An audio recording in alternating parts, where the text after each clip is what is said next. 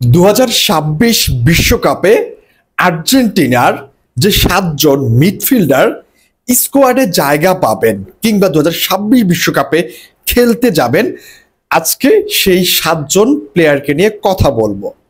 প্রথমে আপনাকে বলে রাখি, যদি আপনি আর্জেন্টাইন ফ্যান হয়ে থাকেন তাহলে আপনি এই মুহূর্তে লক্ষ্য করবেন আর্জেন্টিনার টিমে প্রচুর পরিমাণে কিন্তু মিডফিল্ডার রয়েছে।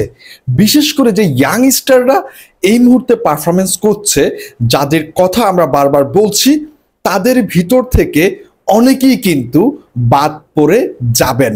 হ্যাঁ, এমনটাই হতে যাচ্ছে 26 বিশ্বকাপে। সো প্রথমে যদি আমি বলি, যে প্লেয়ারগুলোকে অলরেডি আপনারা চিনতে শুরু করেছেন, দেখতে শুরু করেছেন, যাদেরকে নিয়ে আপনি কথা বলছেন, বিশেষ করে যদি আমি বলি এই মুহূর্তে নিকো পাজের কথা, আমি যদি বলি ফ্রাঙ্কো মাস্তান্তোনোর কথা, আমি যদি বলি ক্লাদিও এচিভেরির কথা, আমি যদি বলি মাতিও সৌলের কথা, এই যে প্লেয়ারগুলোর কথা আমি আপনাকে বললাম, এই প্লেয়ারগুলোর ভিতর থেকে মাত্র একজন ফুটবলার প্রবাবলি 26 বিশ্বকাপে যাবেন দলের সাথে। এবং খুব বেশি যদি নিতে পারেন স্কালোনি এবং অন্যান্য প্লেয়ার যারা আছেন, যারা পরীক্ষিত পুরানো ফুটবলার যারা আছেন, তাদের ভিতরে যদি কেউ ইনজুরিতে না পড়ে কিংবা ইনজুরিতে পড়ে, তাহলে আর একজন, মানে 2 জন প্লেয়ার সর্বোচ্চ এই জায়গা থেকে যেতে পারে 26 ওয়ার্ল্ড কাপে। সো এই জিনিসগুলা আমি আপনাকে প্রথমেই ক্লিয়ারফাই করে দিচ্ছি। দেখেন, স্কালোনি কিন্তু একটা জিনিস করেন, যেটা হচ্ছে তিনি পরীক্ষিত যাদেরকে তিনি দীর্ঘদিন ধরে দেখে আসছেন, তিনি তাদের উপর ভরসা বেশি রাখেন নতুন হাইপে উঠা কিংবা নতুন উঠে আসা প্লেয়ারদের চাইতে। সো গত ওয়ার্ল্ড কাপে, মানে 2022 ওয়ার্ল্ড কাপে আর্জেন্টিনা কিন্তু 7 জন মিডফিল্ডার নিয়ে গিয়েছিল। আপনারা সবাই জানেন যে তারা কোন 7 জন ছিল। সো এইবারও তিনি 7 জন মিডফিল্ডার নিয়ে যাবেন, আমরা এটাই ধরে নিচ্ছি, কারণ তিনি কিন্তু মিডফিল্ডারের চাইতে ডিফেন্ডার, আমাদের ব্যাকলাইনে যারা থাকেন তাদেরকে প্রাধান্য বেশি দেন স্কোয়াডের ক্ষেত্রে। যে জায়গায় আমরা গতবার দেখেছি 9 জন ডিফেন্ডার নিয়ে তিনি 2022 কাতার ওয়ার্ল্ড কাপে গিয়েছিলেন। সো বুঝাই যাচ্ছে যে এই নেক্সট যে ওয়ার্ল্ড কাপ রয়েছে, আপকামিং যে ওয়ার্ল্ড কাপ রয়েছে, সেইখানেও তিনি ঠিক এমনটাই করতে যাবেন, যেখানে তিনি ব্যাকলাইনে 9 জন প্লেয়ার নিবেন এবং হচ্ছে আমাদের মিডফিল্ডারের 7 জন প্লেয়ার নিবেন এবং হচ্ছে আমাদের অ্যাটাকার যে পজিশনটা আছে সেই জায়গায়ও 7 জন নিবেন। টোটাল হচ্ছে তিনি 26 জনের মতো একটা স্কোয়াড ঘোষণা করতে পারেন, যদিও এখনো অনেকটা দেরি আছে, বাট আমরা এর আগে কথা বলছি। সো আপনি দেখেন অলরেডি যারা দলে ফিক্সড আছে, আমি তাদের কথা বলছি।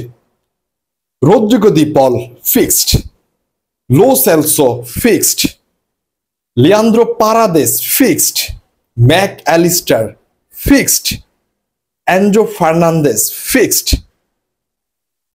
Thiago Almada fixed। অলরেডি 6টা প্লেয়ার কিন্তু জায়গা দখল করে আছেন। যদি এদের ইনজুরির কোনো প্রবলেম না হয়, এরা কিন্তু 100% 26 ওয়ার্ল্ড কাপে খেলতে যাবেন। এবং আমি আরো একটা প্লেয়ারের নাম বলি নাই, পালাসিউসের কথা। পালাসিউসকে কিন্তু এখনো তিনি স্কোয়াডে কল করছেন, এবং কেনই বা করবেন না, তিনি কিন্তু লাস্ট সিজনেও দুর্দান্ত পারফরমেন্স করেছেন লেভারকুজেনের হয়ে। সো যদি আমি পালাসিউসের নামটা নেই, তাহলে কিন্তু অলরেডি 7 জন বুকড, মানে 7টা প্লেয়ার পরীক্ষিত এবং এদের কারোরই বাদ দেওয়ার কথা না। এখন আসি, আমি 7 জন প্লেয়ারকে রেখে যদি কথা বলি, আমি ধরলাম 26 ওয়ার্ল্ড কাপে আরো একটা স্লট বাড়াবেন তিনি।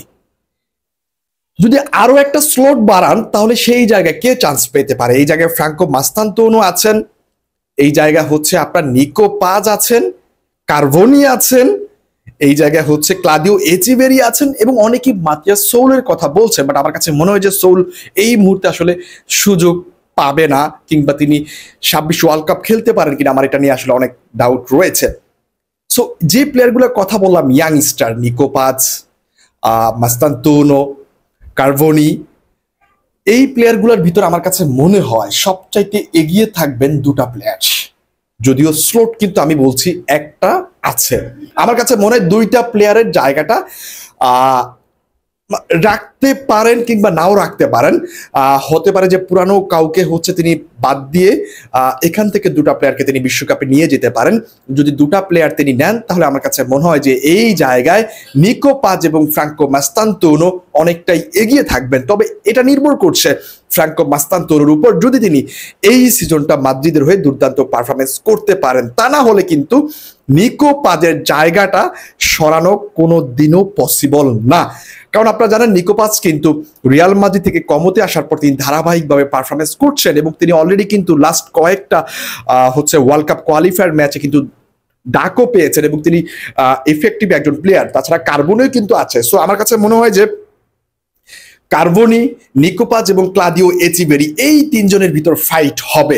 যদি স্কালনি, আমি যে 7 জনের কথা বলেছি প্রথমে, ওই 7 জন থেকে যদি একজনকে বাদ দেন তাহলে হয়তো বা দুটো প্লেয়ার তিনি নিতে পারেন। 8 জন মিডফিল্ডার যদি তিনি নিয়ে যান, আর যদি 7 জনে তিনি সিলেক্ট করেন তাহলে এই ক্ষেত্রে একজন সুযোগ পাবেন। সো আশা করছি আমি বিষয়টা ক্লিয়ার করতে আপনাদেরকে পেরেছি। সো আমি আবারও বলছি, নিকো পাজ, মাস্তান্তোনো, কার্বনি, ক্লাদিও এচিবেরি এবং মাতিয়াস সোল, এই প্লেয়ারগুলো থেকে সর্বোচ্চ দুটো প্লেয়ার সুযোগ পেতে পারেন 26 ওয়ার্ল্ড কাপে। আর যদি পুরানো প্লেয়ারদেরকে তিনি বাদ না দেন, যারা রীতিমতো ইতিমধ্যে পরীক্ষিত, তাহলে কিন্তু একজন প্লেয়ার সুযোগ পাবেন। হয়তো আমার কাছে মনে হয় যে এই ক্ষেত্রে নিকো পাজ জায়গা করে নিতে পারেন যদি ফ্রাঙ্কো মাস্তান্তোনো তিনি এই সিজনে ভালো না করতে পারেন। সো আশা করছি সবাই বুঝতে পেরেছেন। সবাইকে অনেক অনেক ধন্যবাদ। আল্লাহ হাফেজ, আসসালামু আলাইকুম। আর ভিডিওটি যদি ভালো লেগে থাকে অবশ্যই ফলো এবং শেয়ার দিতে ভুলবেন না।